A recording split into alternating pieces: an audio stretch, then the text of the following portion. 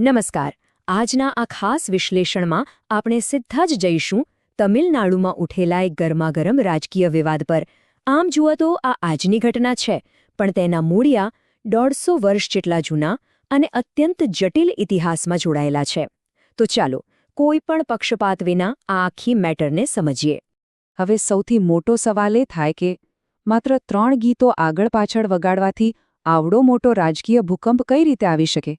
વિચારો, એક સામાન્ય શપથગ્રહણ સમારોહ હતો, પણ અચાનક જ તે રાષ્ટ્રીય એકતા વર્સિસ પ્રાદેશિક ગૌરવની એક ઉગ્ર ચર્ચા બની ગયો. ખરેખર આવું કેમ થયું? આ આખી ઘટનાની પાછળ રહેલા ઇતિહાસને સરળતાથી સમજવા માટે આપણે તેને આ 5 મુદ્દાઓમાં વહેંચીશું. શપથગ્રહણ વિવાદથી લઈને જનગણ મનનો ઇતિહાસ, વંદે માતરમની ચર્ચા, તમિલનાડુની સાંસ્કૃતિક ઓળખ અને છેલ્લે નવા નિયમોની રાજકીય અસર વિશે આપણે વાત કરીશું. તો ચાલો સૌથી પહેલાં વાત કરીએ આ શપથગ્રહણ વિવાદ વિશે, જ્યાંથી આ બધી શરૂઆત થઈ. બન્યું એવું કે આ સમારોહમાં પ્રોટોકોલ મુજબ ગીતો એક નિશ્ચિત ક્રમમાં વગાડાયા. સૌથી પહેલાં આપણું રાષ્ટ્રીય ગીત વંદે માતરમ વાગ્યું, એના પછી જનગણ મન એટલે કે રાષ્ટ્રગાન લેવાયું અને છેલ્લે તમિલનાડુનું પોતાનું રાજ્ય ગીત તમિલ થાઈ વાઝાથુ વગાડવામાં આવ્યું. બસ આ જ ક્રમ વિવાદનું કારણ બની ગયો. ડીએમકે, સીપીએમ અને સીપીઆઈ જેવા પક્ષોએ તરત જ આનો સખત વિરોધ શરૂ કરી દીધો, કારણ કે પરંપરાગત રીતે તમિલનાડુના કોઈપણ સરકારી કાર્યક્રમમાં હંમેશા તમિલ રાજ્ય ગીતને જ સૌથી પહેલું સ્થાન અપાય છે. હવે તેને છેક છેલ્લે રાખવામાં આવ્યું, એટલે સીધો આક્ષેપ એ લાગ્યો કે ભાઈ, અહીં પ્રાદેશિક અને દ્રવિડિયન ઓળખની અવગણના કરીને રાષ્ટ્રીય પ્રતીકોને જબરદસ્તી થોપવામાં આવી રહ્યા છે.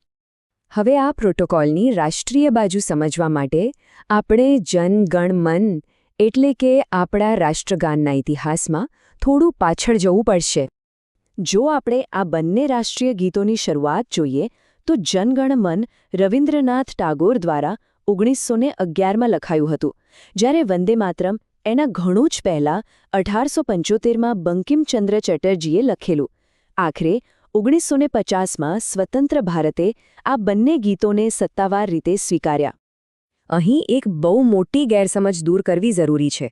વર્ષોથી એવી અફવા ચાલતી હતી કે 1911માં જનગણમન બ્રિટિશ રાજા જ્યોર્જ પંચમના સ્વાગત માટે લખાયું હતું. પણ ના, એ બિલકુલ ખોટું છે. ઇતિહાસકારોએ સ્પષ્ટ પુષ્ટિ કરી છે કે ટાગોરે આ રચના માત્ર ને માત્ર ભારતીય લોકો અને આપણી માતૃભૂમિ માટે જ કરી હતી. તો પછી એ સવાલ ઊભો થાય કે 1950માં મુખ્ય રાષ્ટ્રગાન તરીકે જનગણ મનને જ કેમ પસંદ કરાયું? એનો જવાબ જવાહરલાલ નહેરુના એક નિવેદનમાં છે. તેમણે જોયું કે આ 52 સેકન્ડનું ગીત એવું છે જેને કોઈપણ આંતરરાષ્ટ્રીય ઓર્કેસ્ટ્રા પર આસાનીથી વગાડી શકાય છે. બસ આંતરરાષ્ટ્રીય સ્તરે પ્રેઝન્ટેશન માટે આ ગીત એકદમ પરફેક્ટ બેસતું હતું. ચાલો હવે વાત કરીએ વંદે માતરમ વિવાદ વિશે, જેનો ઇતિહાસ ઘણો વધુ પડકારજનક રહ્યો છે. આ ગીતની સફર બહુ રસપ્રદ છે. 1875માં બંકિમચંદ્રએ તેને લખ્યું અને 1882માં તેમની નવલકથા આનંદ મઠમાં તેને સામેલ કર્યું. 1905ના સ્વદેશી આંદોલન વખતે તો તે બ્રિટિશરો સામેના પ્રતિકારનું એક મહાન પ્રતીક બની ગયું. પણ સંન્યાસી વિદ્રોહ પર આધારિત એ નવલકથાના અમુક સંદર્ભોએ ધાર્મિક વિવાદ ઊભો કર્યો, જેને ઉકેલવા 1937માં કોંગ્રેસે છેક એક સમિતિ બનાવી પડી. 1937માં આવેલું એ સમાધાન આજે પણ એટલું જ અગત્યનું છે. વાત એમ હતી કે મુસ્લિમ લીગને આ ગીતની અમુક પંક્તિઓ સામે વાંધો હતો, જ્યાં ધરતીની સરખામણી હિન્દુ દેવીઓ સાથે કરાઈ હતી. બીજું, આનંદ મઠમાં મુસ્લિમ શાસકોને થોડા નકારાત્મક રીતે પણ દર્શાવાયા હતા. તેથી જવાહરલાલ નહેરુ, ટાગોર અને સુભાષચંદ્ર બોઝની બનેલી સમિતિએ એવો નિર્ણય લીધો કે ભાઈ, આપણે રાષ્ટ્રીય સ્તરે માત્ર શરૂઆતની 2 સંસ્કૃત પંક્તિઓ જ ગાઈશું. આ આખી બાબતનો નિચોડ મહાત્મા ગાંધીના વિચારમાં સ્પષ્ટ દેખાય છે. તેઓ જાતે વંદે માતરમને ખૂબ સન્માન આપતા, પણ તેમનું સ્પષ્ટ માનવું હતું કે જો કોઈ ગીત કે નારાથી કોઈ બીજા સમુદાયની લાગણી દુભાતી હોય તો એનાથી બચવું જોઈએ. કોઈના પર કંઈ પણ બળજબરીથી ના લાદી શકાય.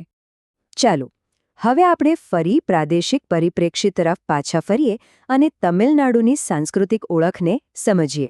તમિલ થાઈ વાસ્તુ શું છે?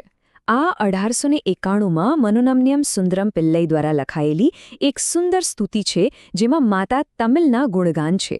તમિલ લોકો માટે આ માત્ર ગીત નથી, એક ઊંડી આસ્થા છે. અને એટલે જ રાજ્ય સરકારે 2021માં સત્તાવાર રીતે તેને પોતાનું સ્ટેટ એન્થમ એટલે કે રાજ્ય ગીત જાહેર કર્યું. આ ગીત સાથે લોકોની જે ભાવનાઓ જોડાયેલી છે ને, તે 1965ના ભયંકર હિન્દી વિરોધી આંદોલનો સાથે સીધો સંબંધ ધરાવે છે. તે વખતે આખા રાજ્યમાં એવો મોટો ડર હતો કે ઉત્તર ભારતના નેતાઓ રાજકીય વર્ચસ્વ જમાવી લેશે અને સરકારી નોકરીઓમાં હિન્દી ફરજિયાત કરી દેશે. આ જે સમય હતો જેણે તમિલનાડુમાં દ્રવિડિયન રાજકારણના મૂળિયા એકદમ મજબૂત કરી દીધા. તો છેલ્લે ચાલો આ બધા ઐતિહાસિક તારને જોડીને વર્તમાન નવા નિયમો અને તેના રાજકીય ભવિષ્ય વિશે વાત કરીએ. નવી કાનૂની સ્થિતિ હવે એકદમ ક્લિયર થઈ રહી છે. ગાઈડલાઇન્સ મુજબ એવું નક્કી કરાયું છે કે રાષ્ટ્રગાન પહેલાં વંદે માતરમની 6 પંક્તિઓ ગાવી ફરજિયાત છે. અરે એટલું જ નહીં, કેબિનેટમાં એક એવો સુધારો પણ લાવવાનો પ્રસ્તાવ છે જેમાં વંદે માતરમને રાષ્ટ્રગાન જેટલો જ કાનૂની દરજ્જો અપાશે અને તેનું અપમાન કરવા પર સીધી 3 વર્ષની સજા થઈ શકે છે. આ બધું દર્શાવે છે કે હાલનું આ રાજકારણ તલવારની ધાર પર ચાલવા જેવું છે. રાજ્યના નવા નેતૃત્વએ કેન્દ્ર સરકારના પ્રોટોકોલનું પાલન તો કરવાનું જ છે, પણ સાથે સાથે પોતાના ગૌરવશાળી પ્રાદેશિક મતદાતાઓને જરાય નારાજ ન થાય તેનું પણ પૂરેપૂરું ધ્યાન રાખવાનું છે. આ બેલેન્સ જાળવવું એ કોઈ રમત વાત નથી. તો આ આખા વિશ્લેષણના અંતે આપણે સૌએ એક મૂળભૂત પ્રશ્ન વિચારવા જેવો છે. શું સાચી રાષ્ટ્રીય એકતા માત્ર બધા માટે એક સમાન પ્રોટોકોલ લાગુ કરવાથી આવે છે, કે પછી આપણી અલગ અલગ પ્રાદેશિક ઓળખો અને સંસ્કૃતિઓનું સન્માન કરવાથી દેશ વધુ મજબૂત બને છે? આ સવાલ પર જરૂર વિચારજો. આજ માટે આટલું જ. ફરી મળીશું એક નવા મુદ્દા સાથે.